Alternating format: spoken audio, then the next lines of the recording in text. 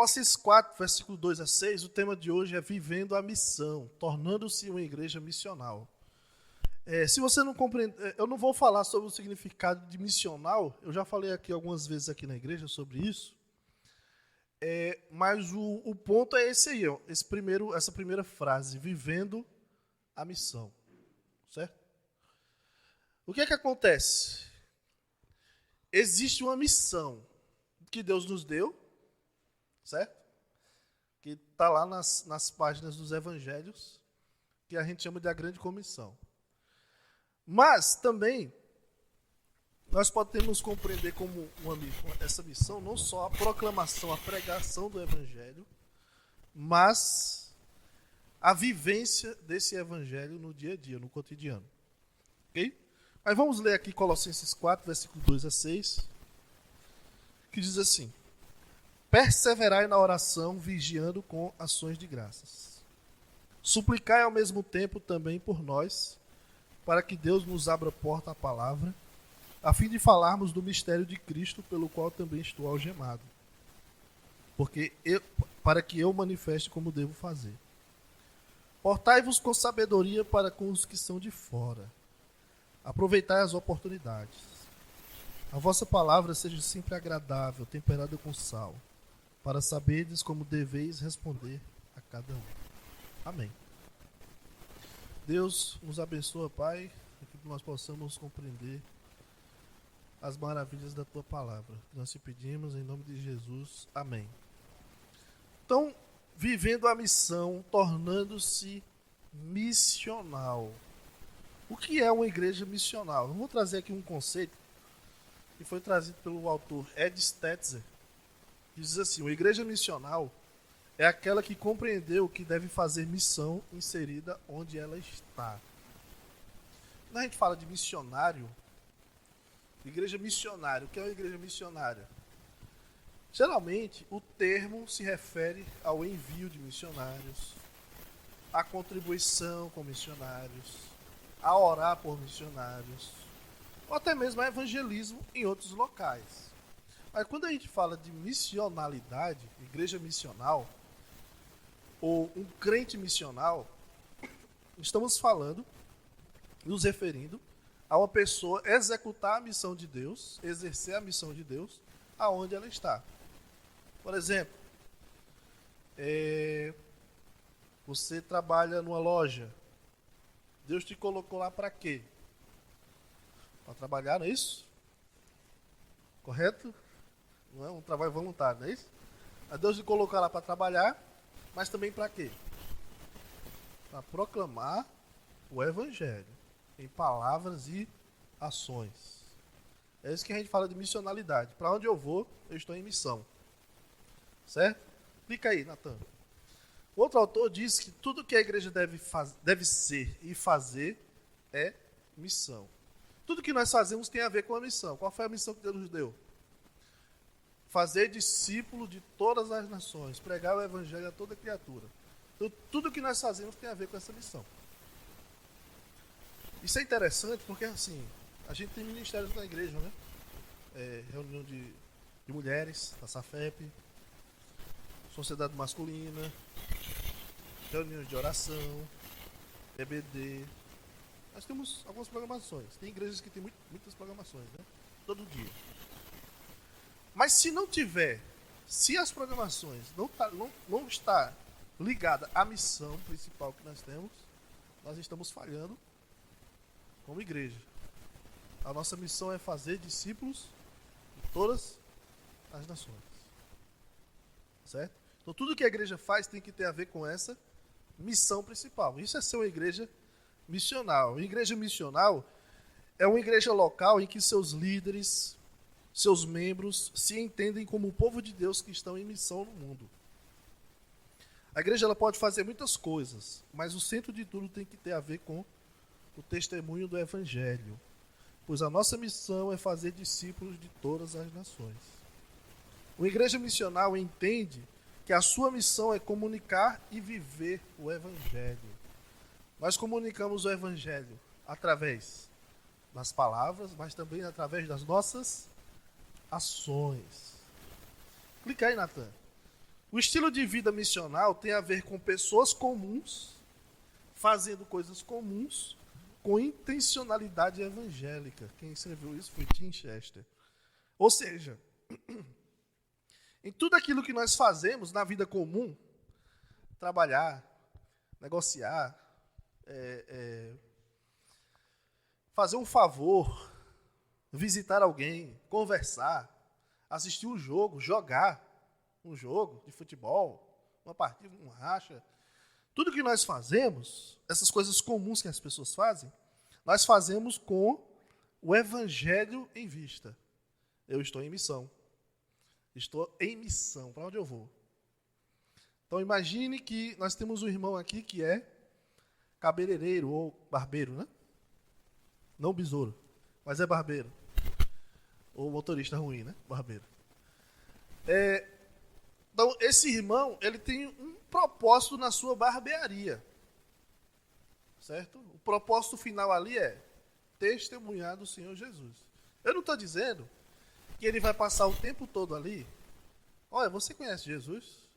Olha, você já ouviu o Evangelho? Você vai para o céu ou vai para o inferno? Eu não estou falando disso.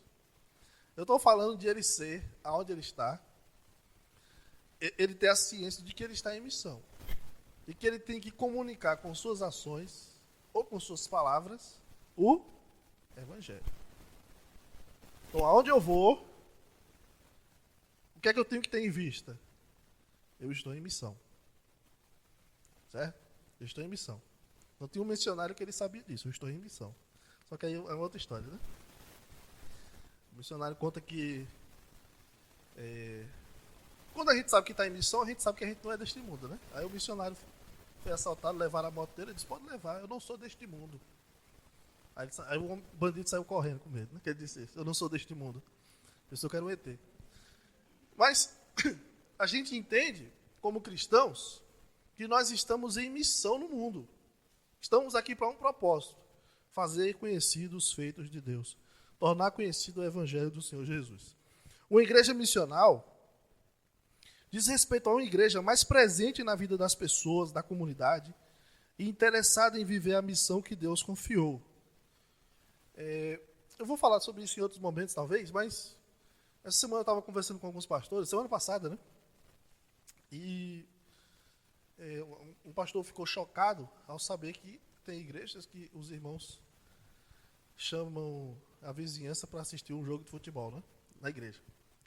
Você sabe que tem algumas pessoas que acham que isso aqui é sagrado, né? O pátio, o prédio do templo, que é sagrado a tal ponto que se você fizer outra coisa, é um problema. E aí o pastor teve a ideia, rapaz, eu vou chamar a vizinhança aqui para assistir a final da Champions League da igreja. Aí assistiram a final da Champions League, né? Aí teve uns pastores que acharam estranho, rapaz, mas como é que pode, não sei o quê. É isso? Aí esse pastor que fez isso na igreja, ele disse para mim, rapaz, imagine se eles souberem que lá na nossa igreja teve a reunião da comunidade lá, acho que da associação, alguma coisa assim, e foi na nossa igreja. E foi uns 3 dias seguidos, assim. E cantando músicas da comunidade e outras coisas assim, né? Imagine se eles souberem disso. Aí, pois é. E mesmo um dia antes eu tinha falado com a médica aqui do posto, né? Rapaz, pois eu falei com a médica aqui do posto, aqui na nossa rua.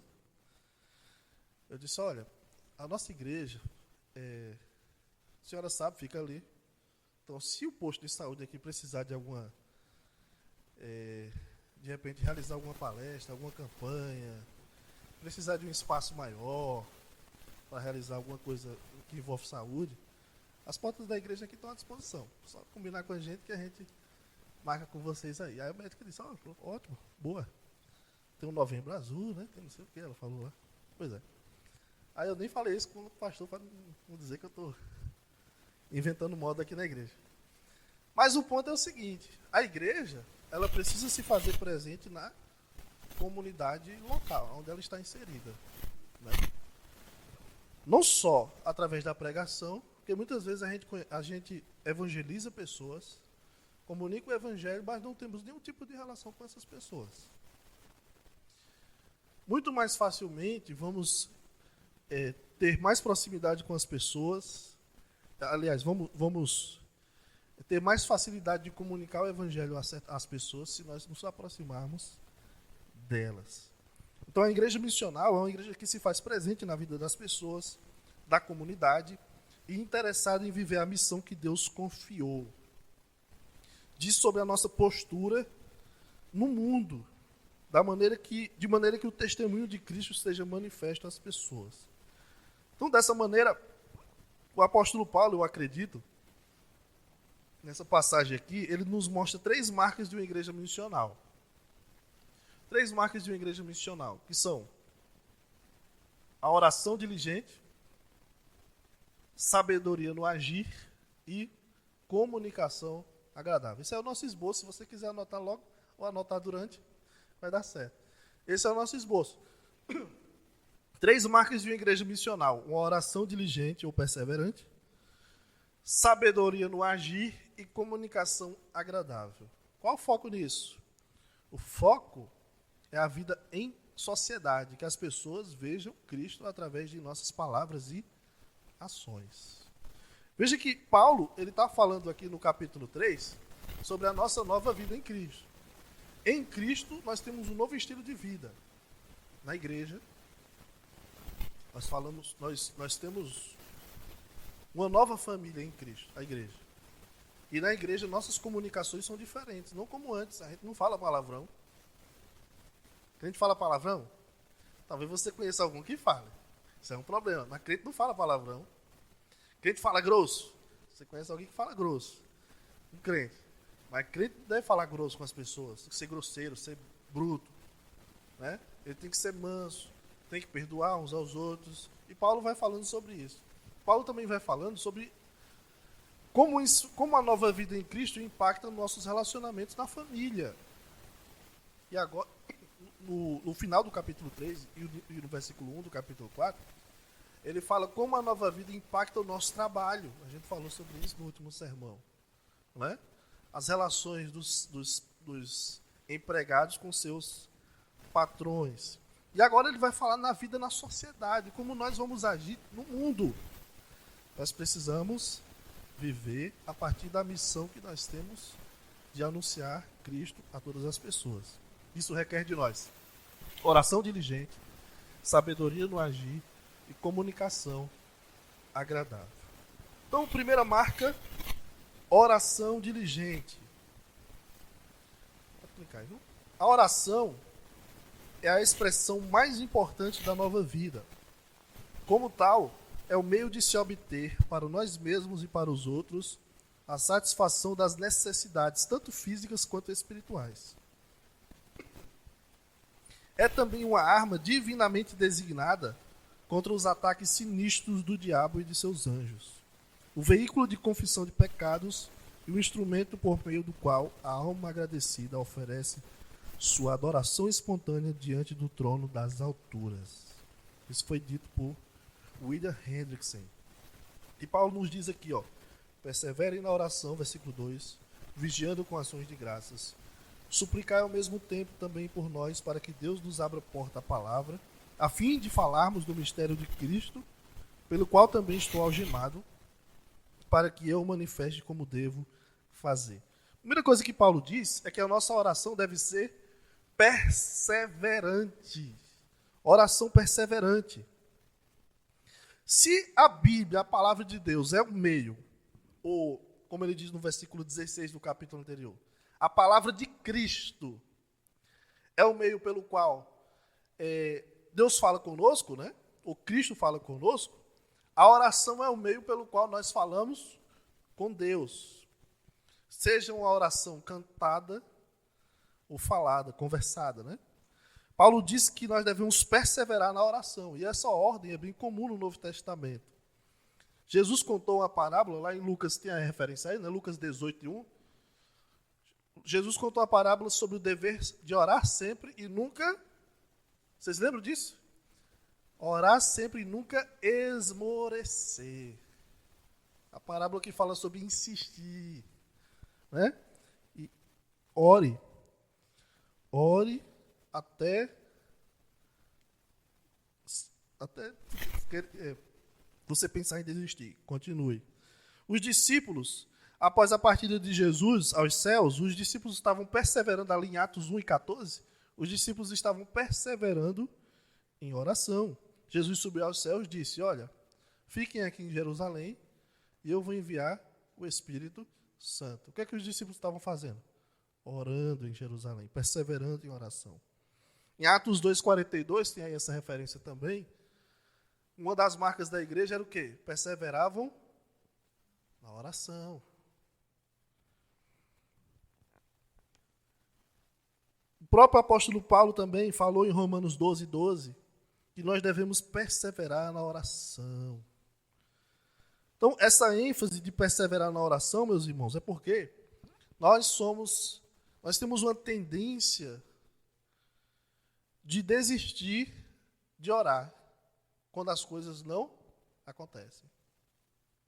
Nós temos uma tendência de deixar de orar quando os resultados não aparecem. Certo? Paulo nos chama a perseverar em oração. Orem consistentemente, frequentemente, diligentemente. Insista. Jesus disse que nós precisamos pedir para que nos seja dado, buscar para que achemos e bater para que seja aberto. Insista. Busque. Né? Então, certamente você conhece pessoas, ou talvez você mesmo, que há muito tempo ora pela mesma coisa. Pela conversão de alguém, né? Pela conversão do neto, da neta, do sobrinho, da tia, do irmão, a conversão do pai. Não é? Paulo nos diz, perseverem na oração. Perseverem. A perseverança é para que nós não desanimemos. Que orar é um exercício de extrema confiança em Deus. Especialmente quando os resultados não aparecem. Deus, já faz 10 anos que eu estou pedindo isso. Acabou, Deus? Você não vai ouvir, não? O que é que Deus quer de nós? Persevere na oração. A segunda coisa que Paulo diz aqui, que na oração, o segundo elemento que ele acrescenta é a gratidão. Ore com gratidão, né? Perseverar na oração, vigiando com ações de graças. Não é isso que diz o versículo 2?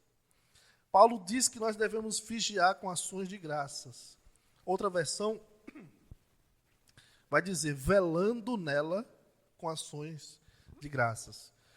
E velar ou vigiar significa literalmente, né, fazer uma vigília de oração. Orar mantendo-se alerta, desperto. É uma ênfase que o apóstolo Paulo está dando sobre perseverar na oração. Mas ele também indica que a oração é o próprio meio de nós estarmos alertas. Porque a oração, quando nós oramos, nós lembramos que nós não devemos deixar de orar pelo que nós precisamos, a família, a igreja, o país, o mundo, as pessoas que não têm Cristo como Senhor e Salvador de suas vidas. Paulo diz que nós devemos orar vigilantes, mas orar com gratidão. Oração não pode ser apenas petições, intercessões, mas deve ser coberta de gratidão a Deus. Eu esqueci de colocar esse texto aí, mas o pastor Almir, ele tem eu peguei uma frase de um texto dele que diz assim, aliás, não é uma frase, é um pequeno parágrafo. Ele diz que a gratidão é o acompanhamento indispensável dos deveres para com Deus. Sem gratidão, todos os deveres ficam sem graça. E assim é impossível servir a Deus. A gratidão vai tornar o serviço a Deus uma obra de amor e alegria. Por exemplo, quando a gente vem louvar a Deus na igreja, sem gratidão, não tem louvor. Faz sentido? Eu orar a Deus, eu cantar para o Senhor sem ser grato a Ele pelo que Ele faz na minha vida, ou fez. Salmo 150, versículo 2, né? Louvai-o pelos seus poderosos feitos. Então, se eu não tenho motivo nenhum de gratidão a Deus, eu vou orar para Ele, porque eu vou pedir o que é a Ele. Se eu não reconheço nada que Ele faz por mim, não é? Então, a gratidão acompanha as orações. Eu tenho que sempre lembrar do que Deus já fez e faz na minha vida. Então, quando você orar, lembre-se do que recebeu de Deus. Outra coisa que Paulo acrescenta é o objetivo da oração. Ore. Oxente. Aí. Eu errei, foi? Foi eu, foi? Acho que foi eu. Não foi Natan, não. Ore pelo Evangelho. Ore pelo Evangelho. Esse asterisco aí. Ficou engraçado. Mas foi eu mesmo, acho que foi eu mesmo, Natan. Ore pelo Evangelho. Em que sentido, né? Pelo avanço do Evangelho. Ele diz no versículo 3 e 4, orar por ele, para que Deus abra porta à palavra, a fim de falar do ministério de Cristo, pelo qual ele está algemado, ele diz. Então, Paulo está dizendo, meus irmãos, que você e eu podemos participar do avanço do Evangelho no mundo através das orações. Nós podemos participar da santa pregação do Evangelho através da oração. E uma coisa que nós não podemos desprezar é a oração. Hudson Taylor, missionário na China, muito difícil na sua época, foi pregar no interior da China. Muitos ingleses, missionários ingleses que iam para a China, queriam ficar na capital, nas grandes cidades. Hudson Taylor disse, as pessoas do interior da China também precisam de salvação. Ele foi para o interior da China. Tudo aquilo que ele conseguiu realizar pela boa mão de Deus foi através de oração. Oração. Paulo pede que a igreja dos Colossenses aqui supliquem a Deus por ele e seus companheiros, a fim de que Deus abra uma porta à palavra. Abra porta. Deus abra oportunidades. Irmãos, a gente precisa lembrar que nas nossas orações por missões, às vezes a gente ora, né? Às vezes de uma forma meio genérica, pelos missionários, às vezes por saúde, sustento financeiro. Oremos, irmãos, para que Deus abra oportunidades para esses missionários. Tem lugares que são muito difíceis. Vão comunicar o Evangelho para alguém e as pessoas não querem ouvir, não querem saber, não querem conversa. Né? Imagine o missionário Elias Júnior. Ele falou aqui para a gente como é lá em Portugal. Às vezes é difícil criar relacionamentos com algumas pessoas lá, são difíceis. Então a gente tem que orar pedindo para que Deus abra oportunidades para os missionários. Que oportunidades sejam criadas para que eles compartilhem o mistério de Cristo. Qual é o mistério de Cristo? O mistério de Cristo não é mais mistério, né? É mistério para quem não conhece. É interessante porque no mundo há muitas pessoas que nunca ouviram falar de Jesus. No Brasil tem pessoas que nunca ouviram falar de Jesus. Talvez você pense que já. Porque já assistiu um filme na Globo, né? Jesus Galego, né? É isso? Já assistiu? Jesus dos Olhos Azuis, não tem, né? Tem um filme de Jesus que é um Jesus bem assim, todo sisudo, né? Jesus mala aquele ali. Não sorri para ninguém. Mas as pessoas conhecem Jesus genérico, não conhecem o Jesus da palavra. E quando nós vamos falar para eles, era um mistério, foi revelado. E Paulo está dizendo, ore por nós, para que quando nós pregarmos aos judeus, aos gentios, Cristo seja apresentado. E ele diz ali no versículo 4, né? Para que eu manifeste como devo fazer.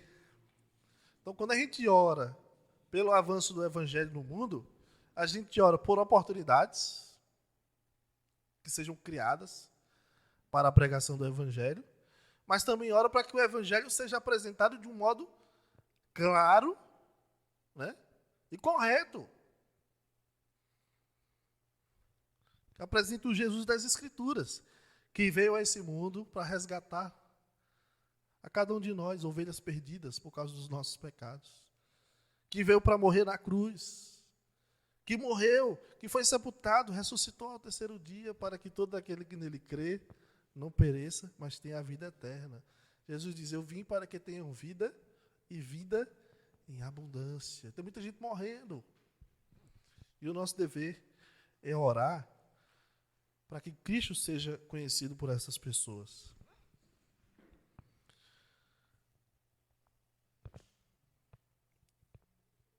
Seguindo aqui, a segunda marca de uma igreja missional é a sabedoria no agir.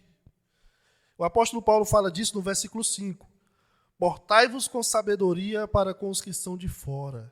Aproveitai as oportunidades.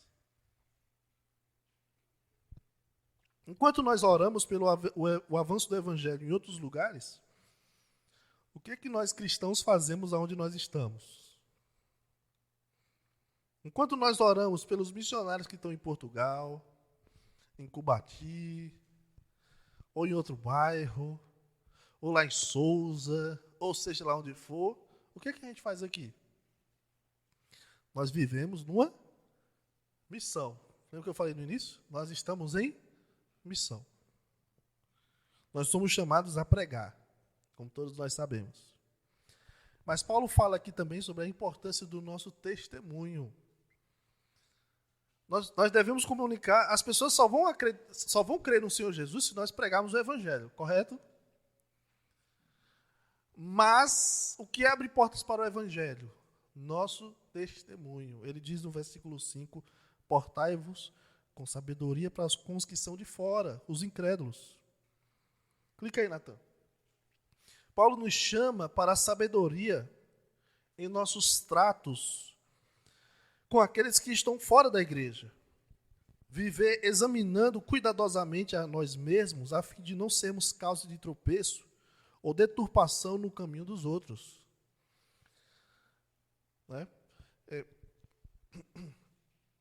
Nossas vidas não podem atrapalhar os outros de vir conhecer ao Senhor. Temos aqui que fala isso, né? Cartas para o mundo. Que eu não impeça ninguém de te ver, Deus. Então, às vezes, nossas ações, nosso legalismo, nossa ênfase em coisas que a Bíblia não fala, afasta as pessoas do Evangelho. Nós precisamos ter sabedoria quando conversamos com as pessoas, quando testemunhamos em nosso agir. Ele diz que nós devemos agir aproveitando as oportunidades. Se nós temos que orar para que os missionários encontrem oportunidades, o que não nos falta muitas vezes é a oportunidade de compartilhar o Evangelho.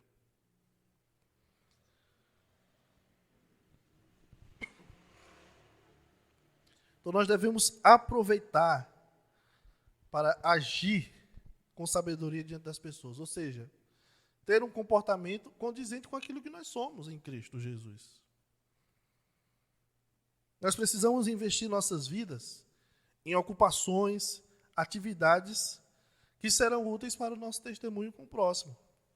Isso significa, vou dizer de novo o que eu disse no início, que lá onde você exerce o seu trabalho, onde você se relaciona com pessoas não cristãs, Deus lhe colocou ali para ser luz àquelas pessoas. Não para você fugir delas, ter o sonho de sair de perto delas. Meu sonho é me ver longe de fulano, ciclano, beltrano. Sou tudo incrédulo, descrente. Não.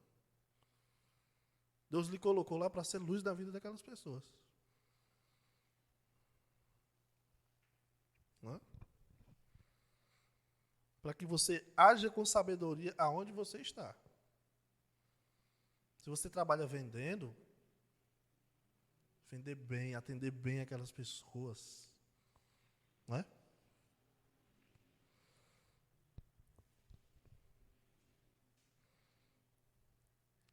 Então valorize o seu trabalho, não apenas pelo o salário que você ganha no fim do mês, né? Ou no início do mês. Deus lhe colocou lá para agir com sabedoria, impactar a vida dos seus colegas, na sua faculdade, no seu curso, aonde você está.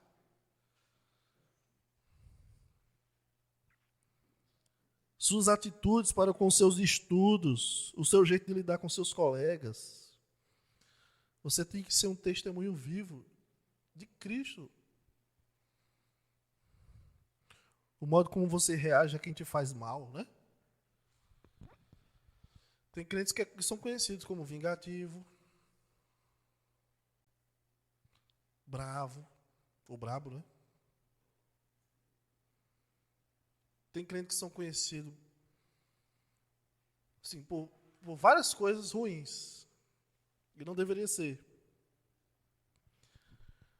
Se importe com as pessoas, viva no meio das pessoas, mas seja sábio e prudente em suas ações. Aonde Deus te colocou é uma oportunidade de você ser luz. Por isso que Paulo está dizendo, portai-vos com sabedoria para com os que são de fora. Aproveitai as oportunidades. Ah, se eu pudesse, a nossa igreja ia ser lá no... Diz um bairro distante aí, um bairro que não tem nada. A minha igreja ia ser lá no Ligeiro. Tô brincando, viu? Tô brincando.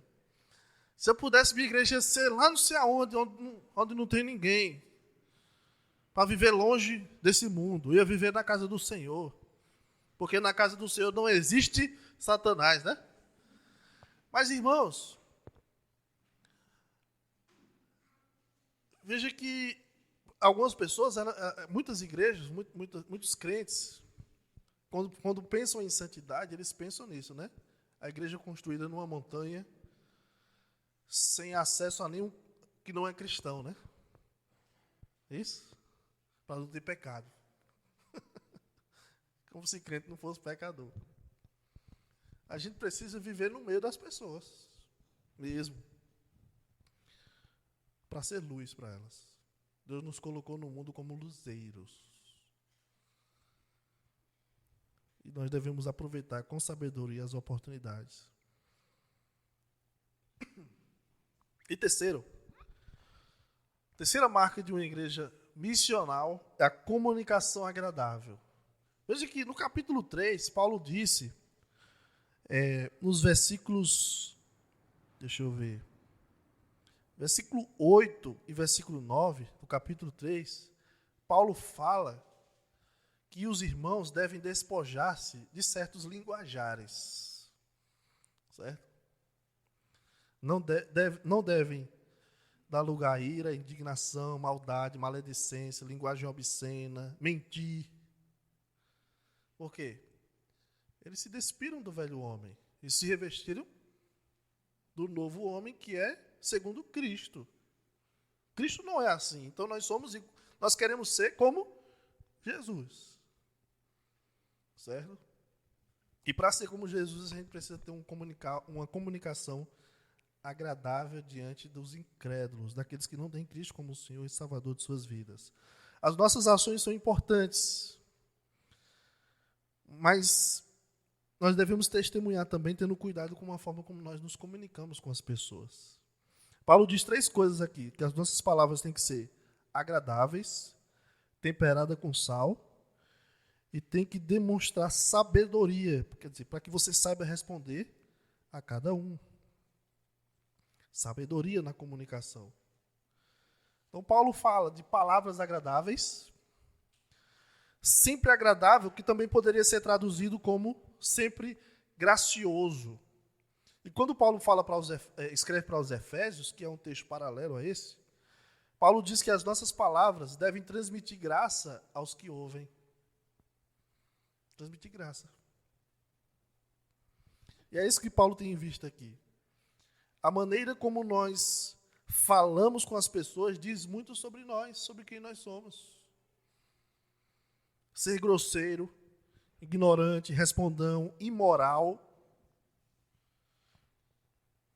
na comunicação não são marcas de um cristão, de um seguidor de Jesus. Até mesmo ao pregar o evangelho, nós podemos pregar o evangelho de modo desagradável e não cristão. Você já ouviu alguém pregando o evangelho, a pessoa rejeitou e a pessoa disse, então você vai para o inferno mesmo.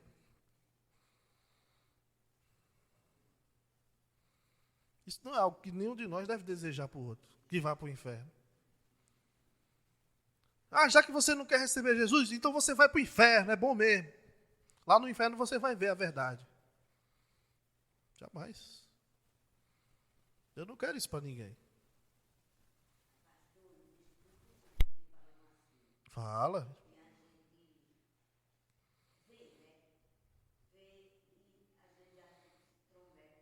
É, é verdade. Ah, mas se a senhora vê alguém daqui falando, me diga, viu? Eu sei, então. É verdade. Não, mas isso é muito comum. Pessoas que se dizem cristãs desejando o mal para os outros, porque foi mal recebido, porque não quis ouvir o evangelho. A gente não pode desejar isso dos outros.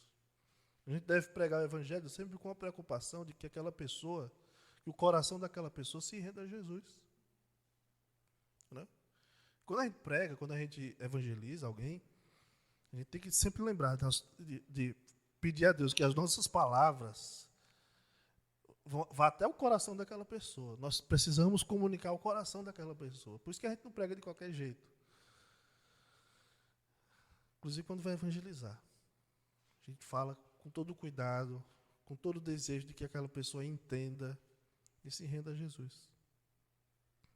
Tá? Até mesmo na pregação do evangelho, a gente, às vezes, pode cair no risco de não transmitir graça às pessoas.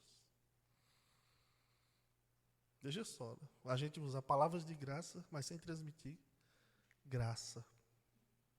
Por causa do nosso jeito abrupto, né? Quer forçar o evangelho na pessoa. Temos que pregar pacientemente, usando linguagem agradável. Né?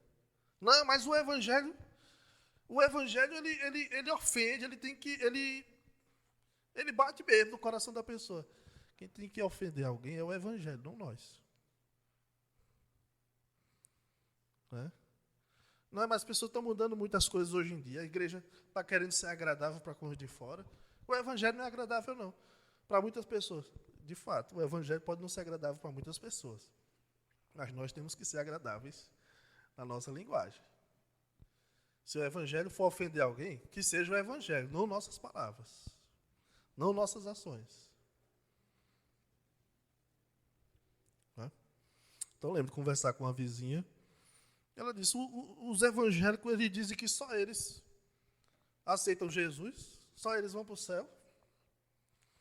Eu disse, não, peraí, não é bem assim não. E eu fui explicar. Oh, não, a gente não diz assim não, a gente diz assim. Que se você quiser ir para o céu, você precisa disso, disso, disso e disso. Não, mas eu aceito Jesus todo dia. Como é que eu não vou aceitar Jesus? Ave Maria. Né? Eu disse, não, mas aceitar Jesus significa se render a Ele como seu Senhor e Salvador da sua vida. Então, quando os evangélicos dizem que eles vão para o céu, não é porque só eles vão, é porque Jesus prometeu que quem crê em mim tem a vida eterna. Mas qual é o problema? É que muitos cristãos falam como se o evangelho só fosse acessível a eles, porque eles são mais santos. Eles vão mais à igreja, oram mais, lê mais a Bíblia, e os outros não, né? E os outros não. Porque muitas vezes os crentes lêem menos a Bíblia do que o incrédulo. Quem que não tem aqui um familiar que não é cristão, que manda um versículo todo dia? No grupo da família. Né? Eu tenho. Se for para desagradar alguém, que seja o próprio evangelho confrontando o coração que é rebelde, mas que não sejam nossas palavras, nossas ações. A fala de Paulo aqui também se aplica àquilo que a gente posta na internet. O que você coloca na internet transmite graça? Aproxima as pessoas do evangelho ou afasta as pessoas do evangelho? Isso é interessante, né? Nós estamos criando barreiras ao evangelho por causa do que nós postamos ou falamos? Ou nós estamos criando pontes ao evangelho? Pontes para falar de Jesus. Estou nesse esse período assim, conturbado de política, né? Você sabe que tem alguns que são desse lado, né? E tem outros que são desse lado. Aí, às vezes, na igreja, tem uns que não se bicam por isso. Não é? Na igreja tem gente que... O lado... Os irmãos sentam até do lado esquerdo. A esquerda todo dia senta do lado esquerdo da igreja. A esquerda. Os que sentam do lado direito é a direita. Não é? Aí o isentão, o pastor que está no meio. O isentão. Então você tem na igreja pessoas que... Eu não acredito não que tu vota em Lula, não. Tu não é crente não, tu não devia nem vir para essa igreja. Né?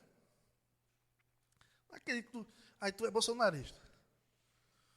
Faz arminha. Né? E aí fica um crente contra o outro por questões políticas. Você sabe que... conversando aqui com alguns irmãos, eu converso política normalmente, né? Mas cria-se na igreja um ambiente muito sectário, né? Ou entre as pessoas. E isso vai para a internet e mais afasta as pessoas do que aproxima. Isso é um problema. Eu fui percebendo isso, né? Que isso atrapalha a nossa missão. Atrapalha a nossa missão. Especialmente quando nós criamos muito conflitos por questões que não são essenciais ao evangelho. Tem questões que a gente briga mesmo, né? Mas questões que não são assim imprescindíveis. Mas que o evangelho é imprescindível. Então a gente precisa ter muito cuidado. Usar palavras cuidadosas, temperada com sal. Quando ele fala temperada com sal, Paulo está... O sal, né, é tanto conservante como um tempero, não é isso? Paulo pode usar nos dois sentidos aqui. Tem alimentos que precisam de sal, e quando, no caso, na ausência da geladeira, ele vai conservar o alimento, né? Aí a criança. Então, para conservar o pudim tem que colocar sal, né? Criança. Obviamente não é isso, né? Está falando de carne e alguns outros alimentos aí que para conservar precisa do sal, especialmente naquela época. Mas também o sal para dar sabor, né? Vocês gostam de arroz insosso? Quem gosta de arroz insosso, levante a mão. Darcon? Só para ser do contra. É mesmo? Tá bom, tá certo. Pronto. Mas... Tá bom. A maioria das pessoas normais... A maioria das pessoas não gosta de arroz insosso, né? Eu não gosto de arroz insosso. Eu como arroz insosso, que agonia, né? Feijão insosso. Agora eu já sei que... Né? Quer dizer, o sal ali, você bota um pouquinho de sal, acentua o sabor do alimento, não é isso? Na carne insossa. Pronto, carne insossa, sem sal. Você bota um pouquinho de sal, vai fazer um churrasco, Marcelo.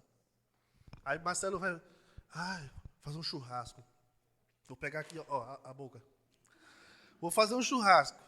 Aí Marcelo, eu tive uma ideia, vou chamar os irmãos, e no churrasco lá em casa, vou colocar bisteca, alcatra, maminha, picanha. É isso? Aí Marcelo diz, eu vou temperar assim. Eu vou colocar sal do Himalaia, né? Pimenta jalapeño, páprica doce e defumada, cominho, porque no Nordeste é cominho, tem que ter cominho, tempero baiano, né? Cúrcuma. É isso?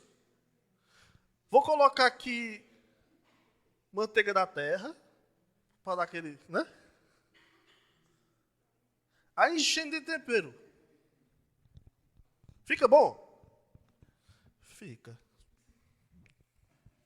Fica bom, eu acho. Mas o sal, o churrasco só com sal, fica bom? Fica maravilhoso, acentua o sabor da carne, você sente só o sabor da carne. Não é? Ai, meu Deus. A carne tá tão cara ainda. Não é? Mas é isso. Chega em casa, eu vou comer uma bolachinha. O sal, ele traz sabor ao alimento. Paulo está dizendo que nossas palavras têm que ser temperadas com sal, ou seja, não pode causar deterioração, como quando um alimento se estraga por não ter sal, né? E ele tem que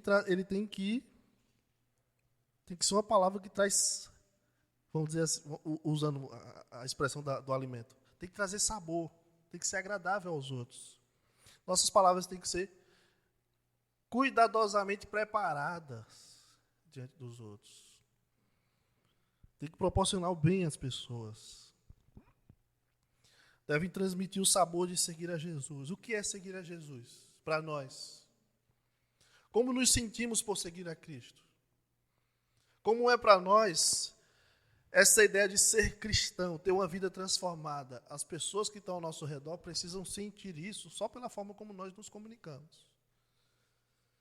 Tem muita gente no mundo que acham que são felizes, irmãos. Que acham que tem tudo que elas precisam. E se elas olharem para nós, virem nossa comunicação, o como nós somos felizes por seguir a Jesus, elas vão ser impactadas. E muitas vezes, você mora do lado de uma pessoa que é rico, milionário, tem carrão, tem não sei o quê, tem isso, aquilo. E você é um crente que tem pouquíssima coisa, ou quase nada, mas é feliz. E demonstra isso pelas coisas que você fala. Aquilo traz impacto na vida das outras pessoas. Nossa fala deve trazer algum tipo de influência positiva na vida daqueles que nos cercam. Então, vamos relembrar aqui as 3 marcas de uma igreja missional. É a oração diligente, a sabedoria no agir e uma comunicação agradável. Vou terminar com uma imagem.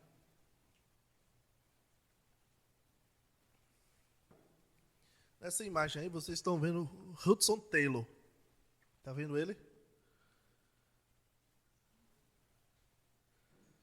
Esse senhor barbudo aí, ó. Eu esqueci do ano aqui, mas século XIX, se eu não me engano. Hudson Taylor, século XX. Século XX.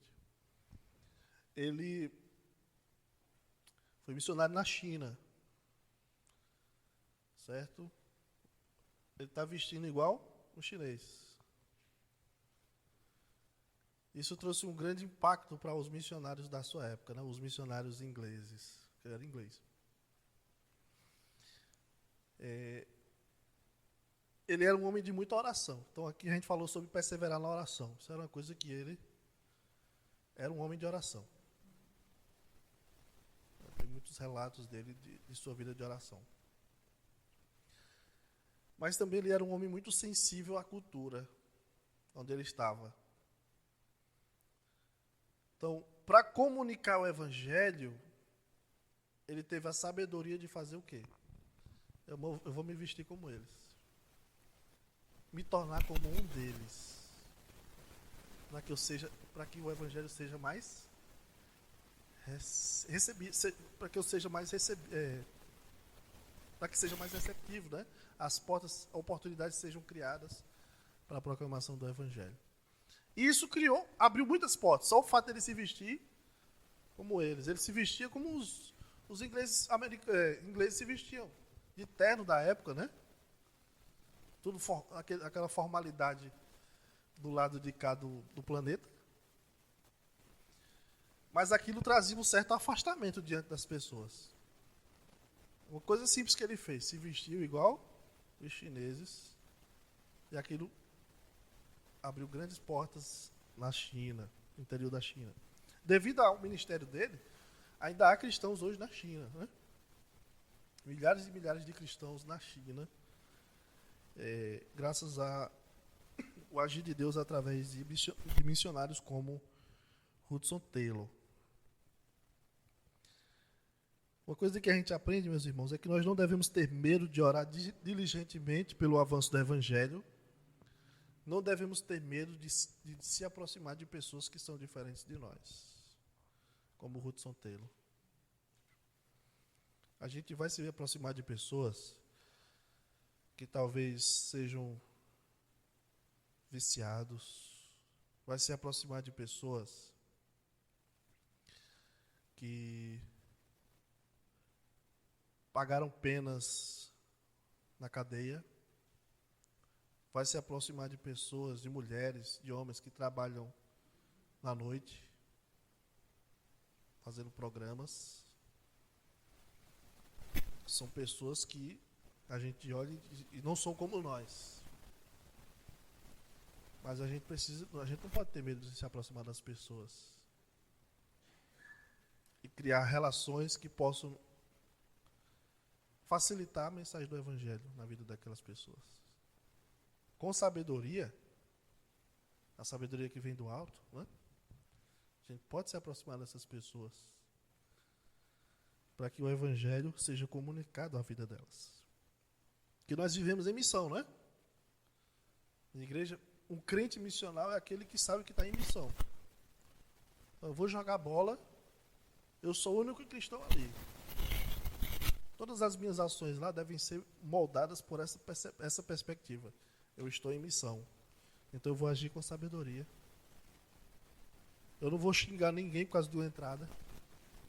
Eu vou perdoar. Porque é isso que um cristão faz. Não é? Vou moderar minhas ações para que outras pessoas possam conhecer o Senhor. E vou ser sensível à cultura, como Hudson Taylor. Entender onde eu estou. As pessoas não pensam do mesmo modo que eu, não são como eu. Então, o que é que eu posso fazer aqui para me tornar mais receptivo naquele ambiente? O que é que eu posso fazer? O que é que a igreja pode fazer para que as pessoas olhem para a igreja não como um grupo que fazem as coisas dele, mas como um grupo que eu posso me aproximar sem medo e não vão me julgar pelo que eu sou. Não é? É ter essa sensibilidade, essa abertura para que nós possamos comunicar o Evangelho em palavras e ações àqueles que não têm o Senhor Jesus. Amém?